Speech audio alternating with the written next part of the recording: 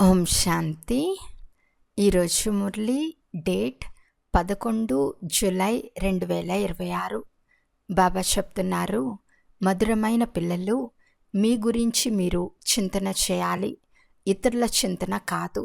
ఎందుకంటే డ్రామానుసారం ఎవరు చేస్తారో వారే పొందుతారు. ప్రశ్న: త్రికాలదర్శి కావటం వలన ఆత్మకు ఏ స్మృతి కలిగింది? జవాబు: వాస్తవానికి మూలవతన నివాసులమైన మనం ఈ డ్రామాలో పాత్రను అభినయించేందుకు వచ్చామని, ముఖ్య పాత్రధారులైన మనం 84 జన్మల పాత్రను అభినయించామని ఆత్మకు స్మృతి కలిగింది. ఇప్పుడు తండ్రి సన్ముఖంలో ఉన్నాము, తర్వాత వారి జతలో ఇంటికి వెళ్తాము.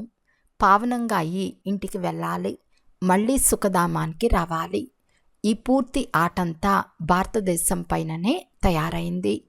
ఈ స్మృతి అంతా త్రికాలదర్శులు కావటం ద్వారా కలిగింది. పాట: మరణించిన మీ ఒడిలోనే. ఓం శాంతి. ఈ పాటను ఎవరు పాడారు? పిల్లలు. పిల్లలేమంటారు? బాబా, ఇప్పుడు మేము మీ కంఠహారంగా అవ్వాలి అని అంటారు.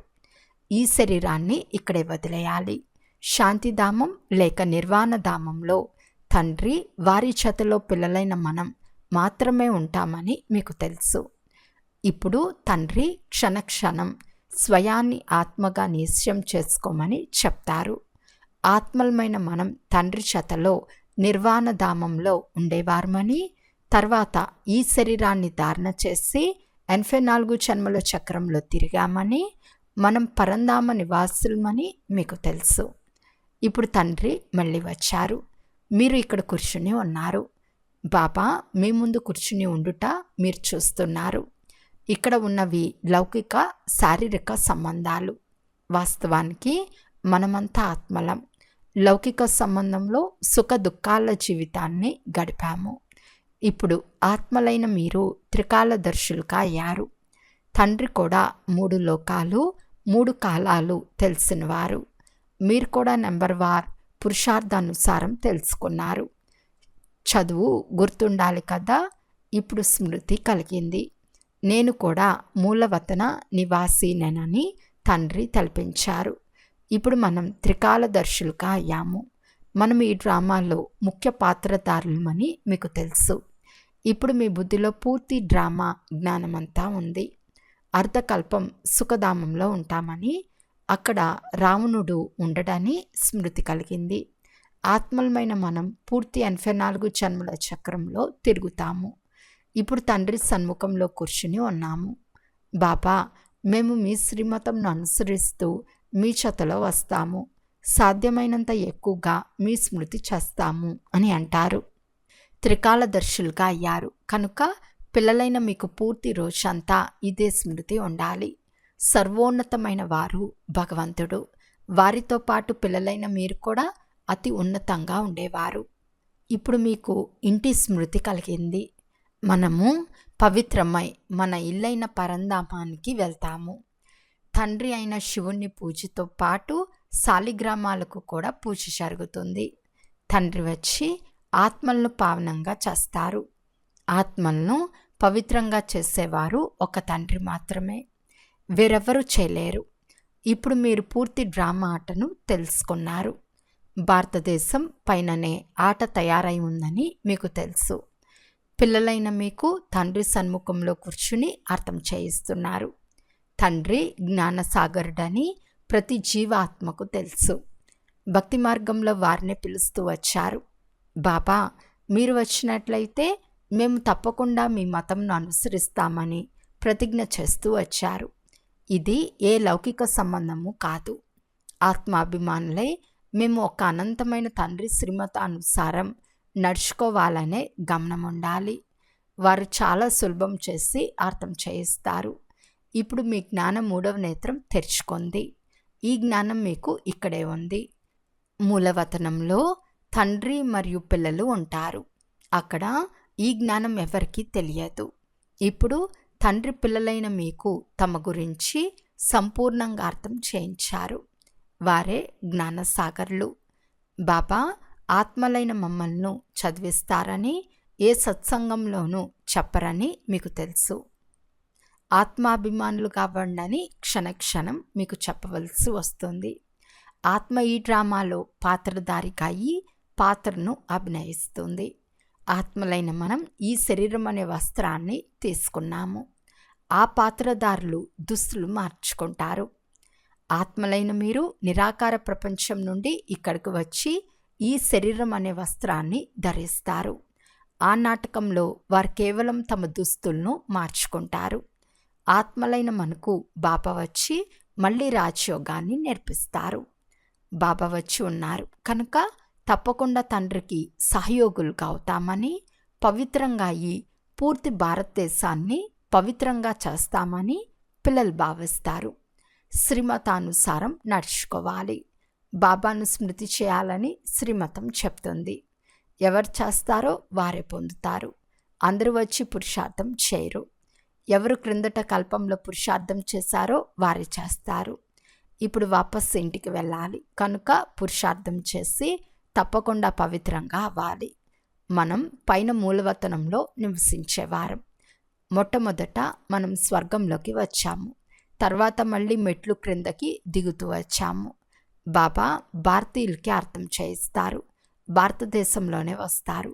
మీరు వచ్చి మమ్మల్ని పావనంగా తయారు చేయండి, శరీరాన్ని ధారణ చేసి మాకు శ్రేష్ఠ కర్మలను నేర్పించండి అని భారతదేశంలోనే స్మృతి చేస్తారు. శరీరం గురించి కూడా గాయనం చేయబడింది. ఇది భాగ్యశాలి రథం. నేను సాధారణ తనువులో ప్రవేశిస్తానని తండ్రి కూడా చెప్తారు. 5000 సంవత్సరాల క్రిందట కూడా బాబా ఇదే చెప్పారు. వేరెవరూ ఈ మాటను చెప్పలేరని పిల్లలైన మీకు స్మృతి కలిగింది. 5000 సంవత్సరాల క్రితం కూడా నేను ఈ శరీరంలో వచ్చి మీకు తెలియచేశానని తండ్రియే చెప్తారు. ఇప్పుడు మళ్ళీ ఆత్మాభిమానులు కావండి అని పిల్లలైన మీకు తెలియచేస్తారు. మేము ఏ వస్త్రాలను ధరించి ఏ పాత్రను అభినయించాలో అని నాటకం వేసేవారికి తెలుస్తుంది కదా, కానీ వారు దేహాభిమానులుగా ఉంటారు. ఇది అనంతమైన విషయం. ఆత్మాభిమానులు కావాలి. వాస్తవానికి మనమంతా ఆత్మలము. ఇప్పుడు మన పాత్ర పూర్తి అవుతుంది. బాబా సన్ముఖంలో కూర్చుని మీకు అన్నీ అర్థం చేయిస్తున్నారు. దీనిని మర్చిపోరాదు. మాయ అనేక విఘ్నాలను కలిగిస్తుంది. బాబా చెప్తారు, పిల్లలు మీరు ఏ వికర్మలు చేయరాదు. మనసులో తుఫాన్లు చాలా వస్తాయి. కర్మేంద్రియాలు చంచలం అవటం లేదు కదా, కామాన్ని జయించగలమా అని మిమ్మల్ని మీరు పరిశీలించుకోవాలి. మీకు ఇది చాలా సహజం. మనమంతా ఆత్మలము, ఒకే తండ్రి పిల్లలము. ఒక్క తండ్రితోనే యోగం జోడించాలి. కర్మేంద్రియాలు చంచలం అవ్వటం కూడా దేహాభిమానమే కదా. మీరు ఎవరికి భయపడరాదు, నిర్భయులుగా అవ్వాలి. ఎప్పుడు ఎక్కడికి వెళ్ళినా సాక్షిగా ఉండి చూడాలి. మనమంతా ఆత్మలము. ఈ ఆటను మీరు పూర్తిగా తెలుసుకున్నారు. తండ్రి అతి ఉన్నతమైన వారని, వారు బిందు రూపులని మీ బుద్ధిలో ఉంది. నిరాకార ప్రపంచంలో ఆత్మల వృక్షం ఉంది. ఎలాగైతే బీజం నుండి వృక్షం వెలువడి తర్వాత నెంబర్ వారుగా ఆకులు వస్తాయో, అలాగే పైనుండి నెంబర్ వారుగా ఆత్మలు వస్తాయి. ఆత్మ ఎలా ప్రవేశిస్తుందో ఎలా వెళ్ళిపోతుందో ఎవరూ చూడలేరు. ఆత్మలైన మీరు పతితమైపోయారని, దాన్ని పావనంగా తయారు చేసుకోమని ఇప్పుడు తండ్రి చెప్తారు. ఇతని ద్వారా తండ్రి అర్థం చేయిస్తున్నారు. కర్మేంద్రియాల ద్వారానే మాట్లాడతారు. బిందువైన ఆత్మ శరీరంలో లేకుంటే కర్మేంద్రియాలు ఏవి పనిచేయవు. ఇంత సూక్ష్మమైన ఆత్మ బిందువు ఎంత శక్తిశాలిగా ఉంది. ఇందులో పూర్తి జ్ఞానమంతా ఉంది. తండ్రి జ్ఞానసాగర్లు. వారు కూర్చుని మీకు అర్థం చేయిస్తారు. వారిలో పూర్తి జ్ఞానం అంతా ఉంది. వారి పాత్ర కూడా నిర్ణయించబడి ఉంది. మీ ఆత్మలో కూడా 84 జన్మల పాత్ర ఉంది. మీరు సుఖ దుఃఖాల పాత్రను అభినయిస్తారు. దుఃఖంలో చాలా కష్టాలను అనుభవిస్తారు. బాబా చెప్తారు, నేను పునర్జన్మలో రాను. మీరు 84 జన్మలు తీసుకుంటారు, నేను తీసుకోను. నన్ను స్మృతి చేస్తే పావనంగా అవుతారని నేను వచ్చి మీకు సహజమైన యుక్తిని తెలియచేస్తాను. అర్ధకల్పం మీరు కామచిత్పై కూర్చుని తమో ప్రధానంగా అయ్యారు. తండ్రి ఆత్మలతోనే మాట్లాడతారు. ఆత్మ అవయవాలు మొదట చిన్నవిగా ఉండి తర్వాత పెద్దవిగా అవుతాయి. కానీ ఆత్మ చిన్నదిగా పెద్దదిగా అవ్వదు. ఓ పతిత పావన రండి అని ఆత్మనే తండ్రిని పిలుస్తుంది. పతితులైన మిమ్మల్ని పావనంగా చేసేందుకు నేను కల్పకల్పం వస్తానని తండ్రి చెప్తారు. ఆత్మ ఎలా వస్తుందో ఎలా వెళ్తుందో ఇప్పుడు మీకు తెలుసు. ఆత్మ ఎలా వెళ్ళిపోతుందో చూడాలని మనుషులు చాలా తలలు బాదుకుంటారు. కానీ ఎవరు కనిపెట్టలేరు. ఎందుకంటే ఆత్మ అతి సూక్ష్మమైనది. చిన్న ఆత్మలో ఎంత పాత్ర ఉంది?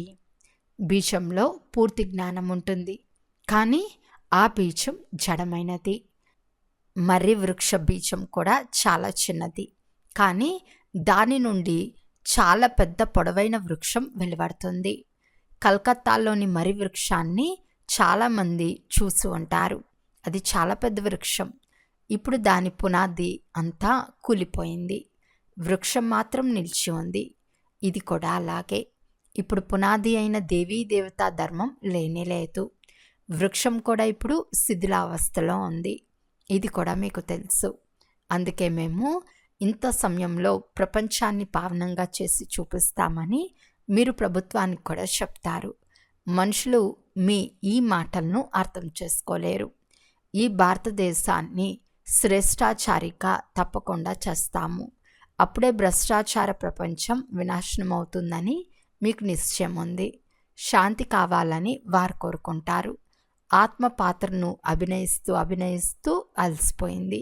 అందుకే ఓ శాంతిదేవా అని పిలుస్తుంది. ఆత్మ శాంతి స్వరూపం అని అర్థం చేసుకోలేరు.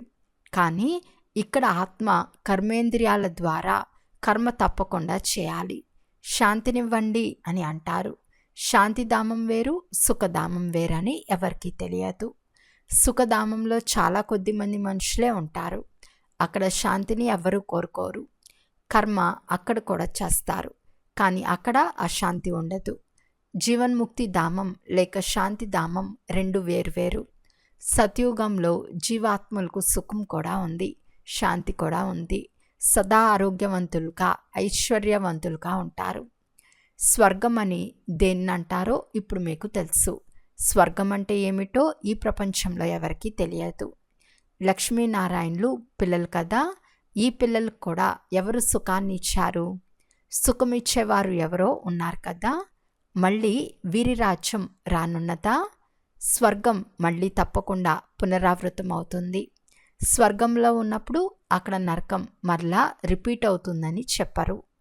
పవిత్రత సుఖశాంతుల నూతన ప్రపంచం మళ్ళీ రిపీట్ అవుతుందని ఇక్కడ చెప్తారు. ఈ పాత ప్రపంచం దుఃఖధామం. దీన్ని ఇనుపయుగమని అంటారు. కొత్త ప్రపంచం కూడా ఉండేది కదా, దాన్ని స్వర్గమని అంటారు. ఈ జ్ఞానం మీ బుద్ధిలో ఉంది. మనం మళ్ళీ దేవీ దేవతలుగా అవుతున్నాము. ఇదే మీ ముఖ్య ధ్యేయము. మనం మళ్ళీ స్వర్గ సామ్రాజ్యాన్ని తీసుకుంటాము. అనంతమైన తండ్రి నుండి ఆస్తి తప్పకుండా పొందుతాము. ఇది చాలా బాగా స్మృతి చేయాలి. ఆత్మలమైన మనం అక్కడ ఉంటాము. పాత్రను అభినయించేందుకు ఇక్కడికి వచ్చాము. 84 జన్మలు ఎలా తీసుకుంటామో ఇప్పుడు మీకు స్మృతి కలిగింది. బ్రహ్మ ముఖవంశావళి బ్రాహ్మణులైన మీకే తండ్రి అర్థం చేయిస్తారు.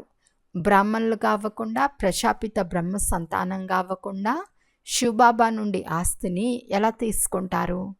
ప్రజాపిత బ్రహ్మ సుప్రసిద్ధులు కదా. బ్రహ్మ ద్వారా నూతన ప్రపంచాన్ని స్థాపన చేస్తారు. కనుక నూతన ప్రపంచ రాజ్యం కూడా తప్పకుండా వారికే లభించి ఉంటుంది. 5000 సంవత్సరాల క్రితం కూడా బ్రహ్మ ద్వారా విష్ణుపురి స్థాపన జరిగింది. ఇప్పుడు మళ్ళీ జరుగుతూ ఉంది. దాని కొరకు మీరు ఏర్పాట్లు చేస్తున్నారు.